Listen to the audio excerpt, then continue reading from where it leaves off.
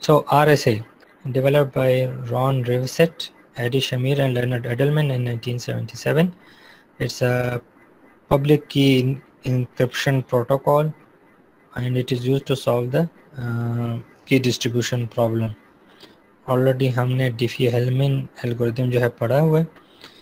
It is just like that, or I think we can skip this and come to directly towards the key generation part of the algorithm. So Diffie-Hellman, अगर उसको एक नज़र सिर्फ कोई गुजारूँ, क्या था कि we had two users A and B. User A जो है कम्युनिकेशन के वक्त दो प्राइम नंबर सेलेक्ट करता है G and P. काइंडली अपने माइक्रोफोन ऑफ करें. सो user A selects two number G and P which are shared publicly. उसके बाद क्या था कि A अपना एक प्राइवेट नंबर सेलेक्ट करेगा, the small letter A. The user B will select another or his or her private number B. A and B are also co-prime. और prime की वजह यही थी कि प्राइम के फैक्टर्स नहीं होते तो उसको रिड्यूस करना मुश्किल होता है.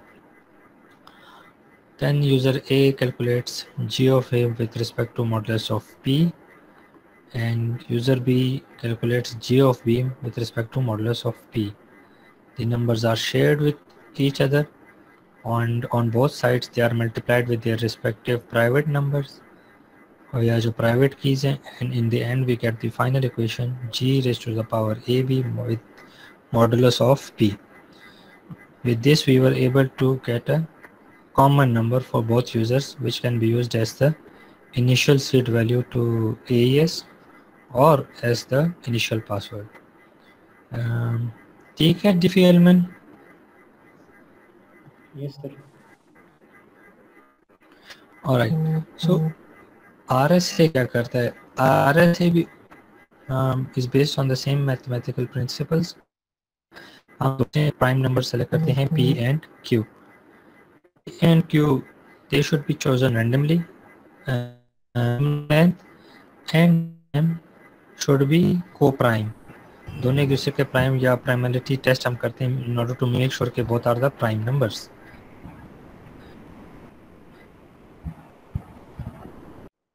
Which is the multiple of P and Q. N is calculated. From N we calculate the Eilers-Tauschen function. The Eilers-Tauschen psi of N is equal to the Euler-Tauschen function psi of P multiplied by psi of Q, which can easily be computed as P minus 1 into Q minus 1. Now P and Q, even if they are publicly shared, बल्कि no sorry, I think they are going to be private keys. इसको हम रखते हैं. Eilers-Tauschen को हम private रखते हैं and we share the other information, और even अगर बाकी information public आ भी जाए, hacker या eavesdropper उसके through E को calculate नहीं कर सकता. This is our okay. So once we have calculated E and we have calculated the Eilers-Tauschen function for the number N, we make sure that both of these are co-prime.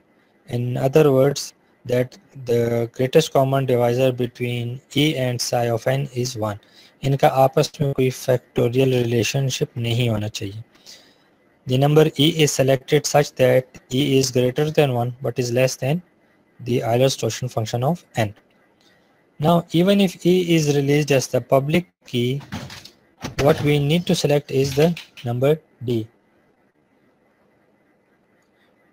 Once the numbers E and the Eilers-Tauschen function of N are calculated, only the user A has the information for the number D, which is calculated as the multiplicative inverse of E with respect to modulus of the N or the modulus of psi of N, the Eilers-Tauschen function.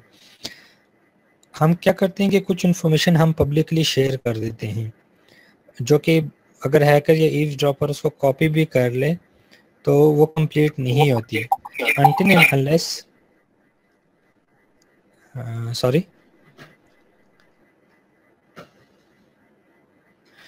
so until and unless the hackers or eavesdropper has the number D, he or she cannot glean any information from the original message. इसमें जो mathematical trick है या technique है वो ये कि ई का inverse find करना is not easy unless and until you know what is the Euler's-torsion function. जब तक आपके पास ये नहीं होगा you cannot calculate the inverse, which is the value d. D is kept private, so even if E is shared, the hacker cannot calculate the value of D. जब आपके पास एक दफ़े ये values आ जाती हैं, so what we do, these are the values. Public key ये हमारे पास calculate होती है, consists of the modulus n, और हमारे पास exponent e, ये दोनों हमारे पास बेशक हम publicly share भी कर दें, this is the first part. Private की हमारे पास डी की होती है जिसको हम सेफ एंड सिक्योर रखते हैं। उसके अलावा P Q and psi of N, इसको भी हम सिक्योर रखते हैं अपने पास। अब इससे हम कम्युनिकेशन किस तरह करते हैं, अगर एलिस ने कोई डाटा ट्रांसफर करना हो तो वो अपने पब्लिक की एन और ई इसको शेयर करती है बॉब के साथ, और अपनी प्राइवेट की डी जो है इसको सीक्रेट रखती है। बॉब क्या करते हैं कि बॉब अगर कोई मैसेज भेजना चाहता है, मैसेज एम एलिस की तरफ, तो वो कैलकुलेट करेगा message with respect to the power of E, where E was our public key, and we calculate it against the modulus of N, और इसको हम ट्रांसमिट कर देते हैं एलिस की तरफ। अब अगर एलिस ने इसको डिकोड करना हो तो क्या करेगी, इसी मैसेज को मल्टीप्लाई करेगी with respect to the power of D. होता क्या है कि डी और यहाँ पे जो ई है, these are multiplicative inverse of each other, they cancel out each other and you get the original data message M. So इस तमाम कम्युनिकेशन को करना इतना मुश्किल जो है नहीं। हैकर या ईवसड्रॉपर के पास पब्लिक इंफॉर्मेशन मौजूद होने के बावजूद भी वो जब तक उसके पास डी की इंफॉर्मेशन ना हो वो इसमें से ओरिजिनल मैसेज रिकवर नहीं कर सकता। Here is an example. Here is an example where we select two distinct prime numbers, p is equal to 61, q is equal to 53. We calculate n as n हमारे पास आ जाते 3233. We calculate the Eilers-Torsion function. Then we have to select any number e which is in the range of less than 3120 और जो कि co-prime भी हो with respect to n.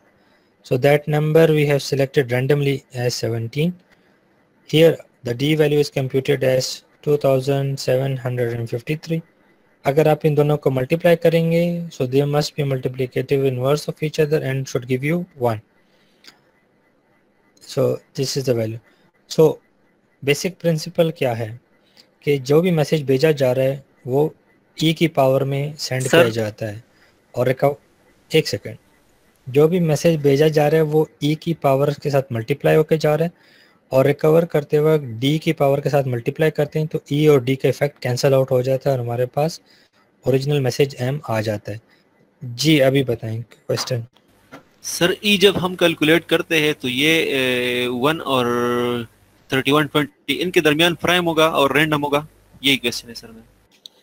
जी जी बिल्कुल, और हमारी कोशिश ये होती है कि जी बताएं। मॉड्यूलर मल्टीप्लिकेटिव इनवर्स जरा समझा देंगे स्टेप 5 जो मल्टीप्लिकेटिव इनवर्स देखें, अगर कोई नंबर a है तो उसका मल्टीप्लिकेटिव इनवर्स इज 1/a, और मॉडुलर के रिस्पेक्ट से ये होता है कि इफ़ a मॉडुलस n एक नंबर है तो उसका modular multiplicative inverse should be 1/a with respect to modulus of n। तो इसमें सिर्फ मॉडुलस की टर्म और एडेड हो जाती है। मॉडुलस हम सिर्फ इसलिए लेते हैं कि इसकी वजह से अगर कोई सिचुएशन लेवल से नंबर बाहर जा रहा हो, again we try to cover it again into the original range, या हम उसको वापस अपनी रेंज में ले आते हैं। ठीक है सर, इसका इक्वेशन है ये जो मॉडुलर मल्टीप्लिकेटिव इनवर्स फाइंड करते हैं? यस बिल्कुल बच्चे, ये हमारे पास ये T inverse modulus respect to n. E is a simple modular multiplicative inverse 1/d जो है वो होता है, लेकिन इसका modulus with respect to psi of n हम पर कैलकुलेट करते हैं। So this is what d modulus psi of n। Okay, एक इसमें इम्पोर्टेंट चीज़ ये कि जो रेंज है हमारे पास 3120, this is coming from the Euler's quotient which is based on n, which is based on p and q. तो हम p and q इस रेंज को हमने बहुत हाई रखनी होती है ताकि हमारा नंबर आराम से फाइंड ना हो सके. So that is why when p and q are selected, they are selected randomly as two distinct prime numbers, very very large prime numbers. ठीक है. In order to, so this is the encrypted message C of m, where m was the original message raised to power of e modulus of this हमने calculate किया, उसकी private की हमने calculate की. So this is our cipher text हमारे पास जो आ रहा है. Decrypt करते वक्त this is the original message that we are going to get. So you are able to ascertain our original value from using this process. Diffie-Hellman में क्या था कि दोनों साइड पे जब नंबर जाते हैं और मल्टीप्लाई होते हैं तो दोनों के साथ सेम नंबर आ जाते हैं. यहाँ पर क्या होता है कि एक उसको इंक्रिप्ट कर रहा है और दूसरा उसको जब अपनी प्राइवेट की के साथ मल्टीप्लाई करते हैं वो उसका मल्टीप्लिकेटिव इनवर्स होता है तो वही आंसर वहाँ से डिक्रिप्ट हो जाते हैं. वहाँ पर दोनों के साथ कॉमन नंबर आ रहा था, यहाँ पर एक यूज़र के पास वापस ओरिजिनल मैसेज टोटली रिकवर हो जाते हैं. ओके, तो इस लेक्चर स्लाइड में दैट वाज दी RSA जो कि हमने कवर करना था. नेक्स्ट लेक्चर विल बी इंशाल्लाह that will be about the browser security and network security.